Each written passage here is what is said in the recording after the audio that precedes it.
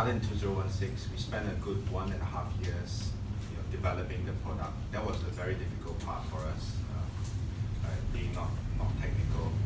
We had to build our own team in-house. So that was very challenging at the very beginning. But the more difficult portion now really is the execution. As in with any product, you have built a fantastic thing. How do you sell it? And our coin is actually a utility coin. So it's directly correlated with who is actually using your tokens. So we're talking about the customers, we're talking about the service providers, and if we don't get the demand there, we don't get the usage, our coin is not going to perform. So that is where our challenge right now is, to really come up with a very strong and robust marketing plan. We are in 3 countries now. We have a target to be in 10 different countries next year, but I mean, not limiting our services to just these 10 countries, but we intend to do roadshows and active on-ground promotional activities, tying up with our foreign distributors. We have different distributors in different countries. They're helping to do promotions and marketing. So that is really our main focus right now. And with Coin coming in, the next challenge will be the blockchain itself, building that platform.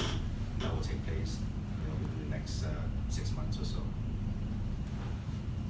Anybody that you see is less regulations. I mean, now you're getting more and more stringent. And the regulations didn't actually just come from authorities. The industry started to self-regulate because of the community. I've been in finance for a long time, so I can tell by experience the difference between an ICO company versus an IPO company. The difference is, in IPO case, you have all the authorities telling you what you want to do. In the community-wise, for ICO, the community actually tells you what to do. So I tell these guys who are starting my investors in the past, I said, I only meet you once a year for AGM, and you ask me that question once a year. Now I'm doing AGM every day, 24 hours 7. You can ask me anything and I'll reply you in 8 minutes. And that is regulation. That is really conformance, and it's a whole different ballgame altogether. And I think community regulation is even stronger and better than just government body, because they have a personal interest, they have a vested interest. They'll ask you all different kinds of questions. They will make sure that you stay on your toes all the time. So regulation is actually very good, both from government as well as from the Adam, community regulation for telecom. very different investor appetite from the different regions. I was just telling some of the investors here that I just came from Canada. So when I was in Vancouver, there are VCs and mutual funds. They are starting to look into blockchain and crypto in this space.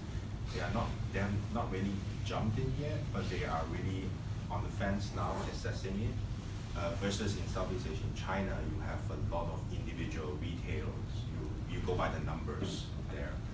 Everyone giving you one coin, and you have a lot in China. So, but because it's so regulated right now in China, it's hard for them to come out. You can only go under table to do it.